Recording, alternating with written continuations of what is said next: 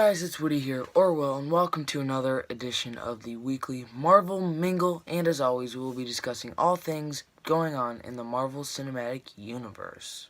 So, starting today off with this new picture from The Punisher here, and it looks like we're going to be seeing, this is probably a flashback photo, but looks like he's in the middle of some sort of conflict and some sort of war type thing going on, but yeah, definitely pumped for Punisher.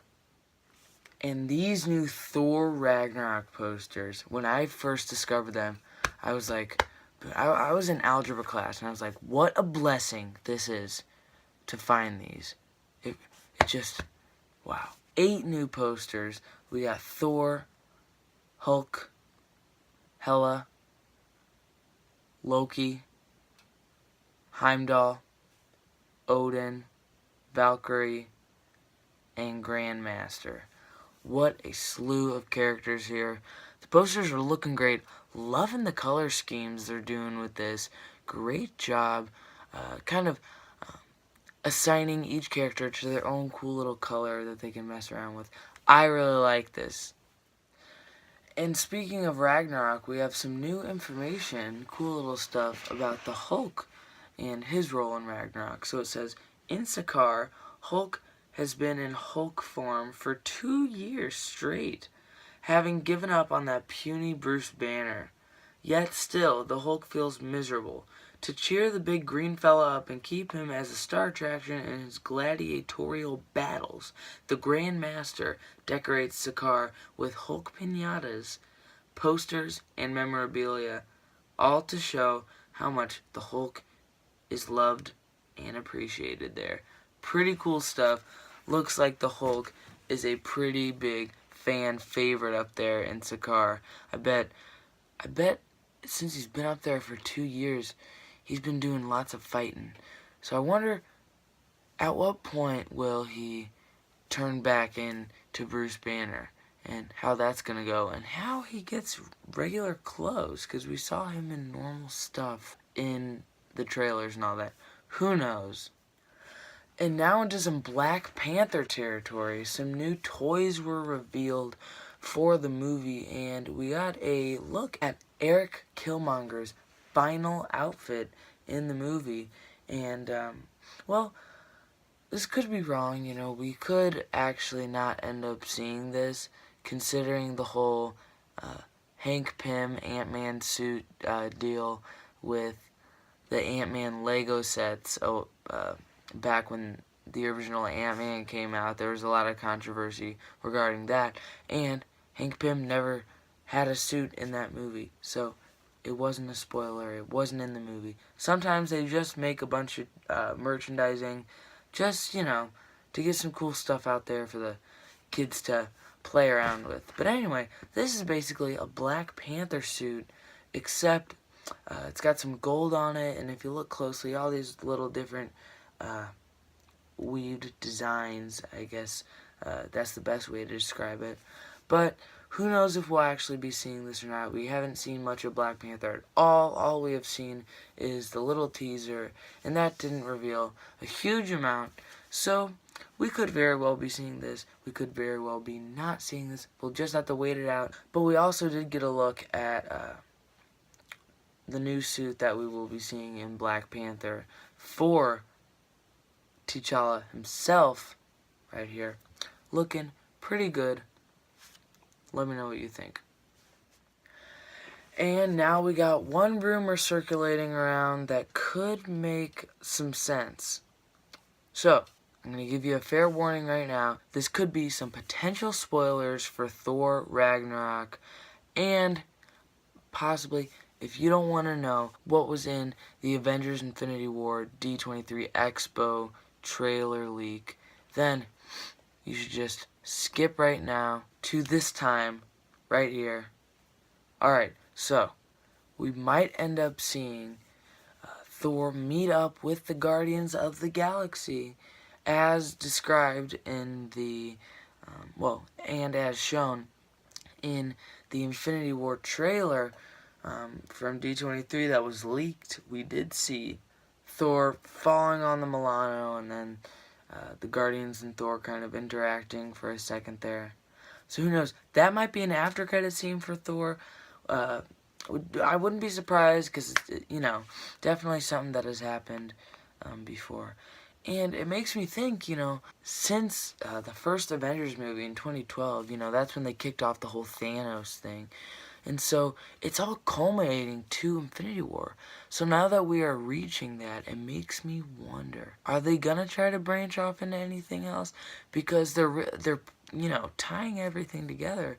So I don't know if we will be introducing any new elements. Possibly both credit scenes could be tying into Infnity War. Or it could tease something else that they might revisit in later movies regarding the Marvel Cosmic Universe, because we do know that there's going to be a lot of more space-based movies in the long time future. So, yeah. And we might just be seeing Hawkeye become his alter ego in the comics, Ronin, in Avengers 4. Not Infinity War, but Avengers 4. This rumor started kind of going around once Jeremy Renner was reported to have a mohawk, a new cut for Avengers 4. And so people started thinking that he might become the sword-wielding vigilante Ronin that he was in the comics whenever he was not Hawkeye. So we could very well be seeing that. Obviously, take this with a grain of salt for the time being because, we have no idea. But if that does happen, that would definitely be interesting. We've explored all the, bow type stuff. It'd be cool to see a new dynamic of what Clint Barton has to show. And, you can only do so much with a bow against Thanos and the Infinity Gauntlet, Who knows what threats the Avengers will be up against once the fourth movie comes out. We barely know anything about Infinity War yet, so just take that with a grain of salt. And it has been said that Thor Ragnarok will answer the questions of the whereabouts of Sif, the Warriors 3, and Jane Foster. And we learned quite a while ago that Jane Foster would not be returning for any of the MCU movies. And I assume they will be addressing that, which is good. I'm glad that they're not doing the whole thing where they act like it never happened.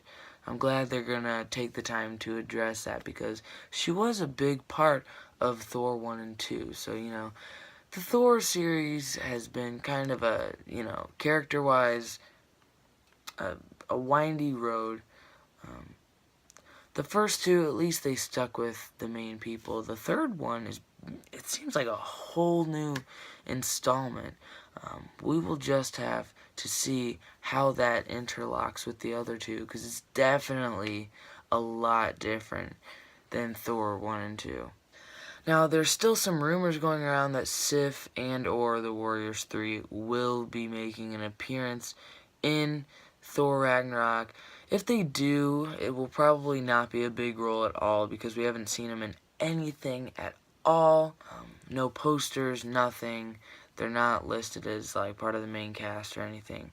But, there's still some rumors going around. A while ago, I think there was some sort of talk show that Jamie Alexander was on or something like that, and her room, something that had her name on it had Thor Ragnarok labeled on there. So that could have been a mistake, but you never know. We'll just have to wait it out, as most of the things right now, most of the things in this episode that we're talking about are way up in the air, so who knows.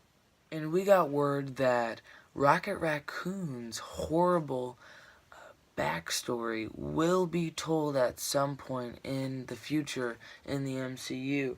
So apparently it's this terrible origin story, and we've gotten, light teases to it, like when Star-Lord looked over at Rocket's back after they all got, splashed in the prison in the first Guardians by, it looked like tomato juice to me, honestly. But, you know, after they got all washed up, you saw all these cybernetic stuff on Rocket's back, and Star-Lord's face was kind of like, whoa, you know. And then Yondu and Rocket had some, you know, had a cool little connection, how they had some bad childhoods and pasts. So we do know that Rocket has had a pretty rough go. So I wonder if they're going to dig real deep into that in Guardians 3. I'm assuming they're going to get even more personal, considering they did that in Guardians 2. And they did a really good job with that. So I do not mind at all if they dig deeper into the characters, because that can be a really good thing. You know, Guardians 2 proved that you don't need these big scale, you know, for a sequel you don't need bigger action, bigger sequences, you know, stuff like that. The emotions were definitely bigger.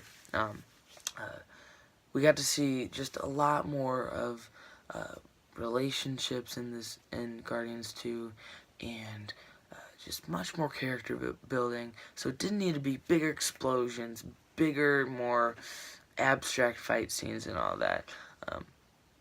So I was glad that that it turned out like that, and I'm excited to see more backstory in the future.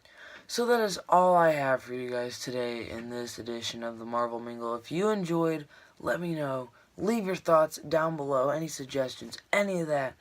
I want to interact with you guys. So, I hope you had a good day. Hope you enjoyed this video. Just remember, it's all connected.